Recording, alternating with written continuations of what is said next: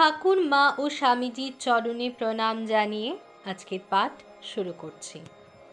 আজকের বিষয় শিবরাত্রির ব্রত। স্বামী গুণালয়ানন্দ মহারাজজি বলছেন, প্রতি মাসের কৃষ্ণা চতুর্দশী মাসিক শিবরাত্রি ও ফাল্গুনের কৃষ্ণা চতুর্দশী মহাশিবরাত্রি বলে পরিচিত। ঈশান সংহিতা অনুসারে সৃষ্টির আদিতে মাঘ মাসের কৃষ্ণপক্ষের চতুর্দশীতে ব্রহ্মা ও বিষ্ণুর সম্মুখে জ্যোতির্ময় অনাদি লিঙ্গের আবির্ভাব ঘটেছিল।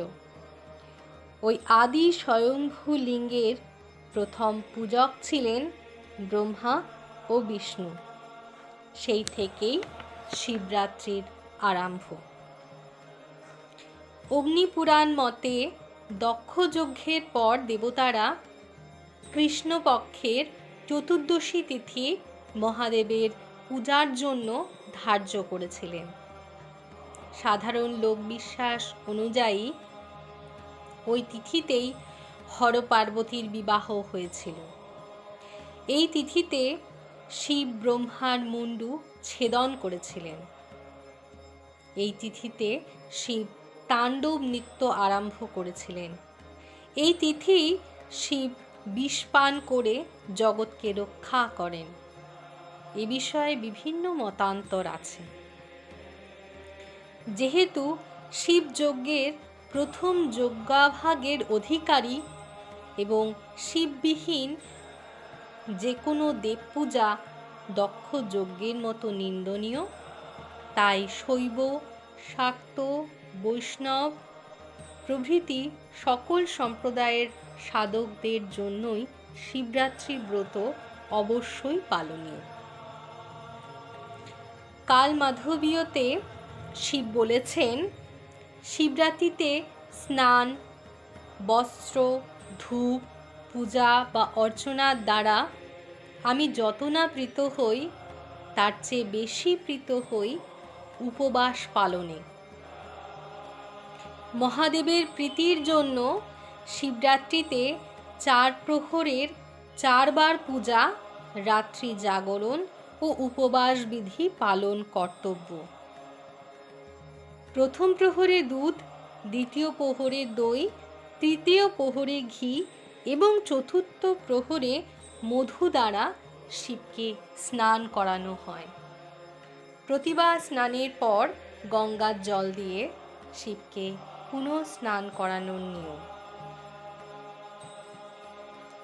অর্থাৎ এখানে বলা হচ্ছে যে শিবরাত্রি ব্রত সম্বন্ধে বলছে যে প্রতি মাসে কৃষ্ণা চতুর্দশী মাসিক শিবরাত্রি ও ফাল্গুনের কৃষ্ণা চতুর্দশী মহাশিবরাত্রি বলে প্রচারিত। তো ঈশান সংহিতা অনুসারে যেটি বলা হয়েছে যে সৃষ্টির আদিতে মাঘ মাসের কৃষ্ণপক্ষে চতুর্দশীতে ব্রহ্মা ও বিষ্ণুর সম্মুখে জ্যোতির্ময় অনাদিলিঙ্গের আবির্ভাব ঘটে। তো এই জ্যোতির্ময় অনাদিলিঙ্গের আবির্ভাব ঘটে ব্রহ্মা ও বিষ্ণুর সম্মুখে। এই আদি স্বয়ংভূ লিঙ্গের প্রথম পূজকই ছিলেন ব্রহ্মা এবং বিষ্ণু, আর সেই থেকে শিবরাত্রির আরম্ভ হয়েছিল। কিন্তু অগ্নিপুরাণ মতে দক্ষযজ্ঞের পর দেবতারা কৃষ্ণপক্ষে চতুর্দশী তিথি মহাদেবের পূজার জন্য ধার্য করেছিলেন। আর সাধারণ লোক, আমাদের মতো সাধারণ লোক বিশ্বাস অনুযায়ী এই তিথিতে হর পার্বতীর বিবাহ হয়েছিল এবং এই তিথিতে শিব ব্রহ্মার মুন্ড ছেদন করেছিলেন। এই তিথিতে শিব তাণ্ডব নৃত্য আরম্ভ করেছিলেন। এই তিথিতে শিব বিষ পান করে জগৎকে রক্ষা করেছিলেন। তবে এটাও বলা হচ্ছে যে এ বিষয়ে বিভিন্ন মতান্তর আছে। আর বলছেন সকল সম্প্রদায়ের সাধকদের জন্যই শিবরাত্রি ব্রত অবশ্যই পালনীয়। সবাই শিবরাত্রি ব্রত করতে পারেন। আর বলা হচ্ছে যে কালমাধবীয়তে শিব বলেছেন, স্বয়ং আমাদের শিব ঠাকুর বলেছেন যে শিবরাত্রিতে স্নান, বস্ত্র, ধূপ, পূজা অর্চনার দ্বারা শিব ঠাকুর তিনি যত না প্রীত হন তার চেয়ে বেশি প্রীত হন উপবাস পালনে।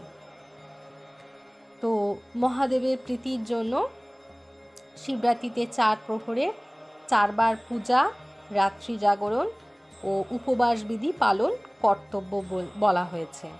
আর এখানে বলা হয়েছে যে 4টি প্রহর, প্রথম প্রহর, দ্বিতীয় প্রহর, তৃতীয় প্রহর এবং চতুর্থ প্রহরে ঠাকুরকে ঠিক কী কী দিয়ে স্নান করানো হবে। প্রথম প্রহরে দুধ দিয়ে, দ্বিতীয় প্রহরে দই দিয়ে এবং তৃতীয় প্রহরে ঘি দিয়ে এবং চতুর্থ প্রহরে মধু দ্বারা শিব ঠাকুরকে স্নান করানো হয়। আরও একটি কথা বলা হয়েছে যে প্রতিবার স্নানের পর গঙ্গার জল দিয়ে শিবলিঙ্গকে পুনঃ স্নান করানোর নিয়ম। আমি দুধ দিয়ে স্নান করালাম, দই দিয়ে বা ঘি দিয়ে বা মধু দ্বারা স্নান করানোর পর কিন্তু প্রতিবারই গঙ্গার জল দিয়ে শিবলিঙ্গকে পুনঃ স্নান করানোর একটি নিয়ম রয়েছে। এই বলে আজকের পাঠ এখানেই শেষ করছি।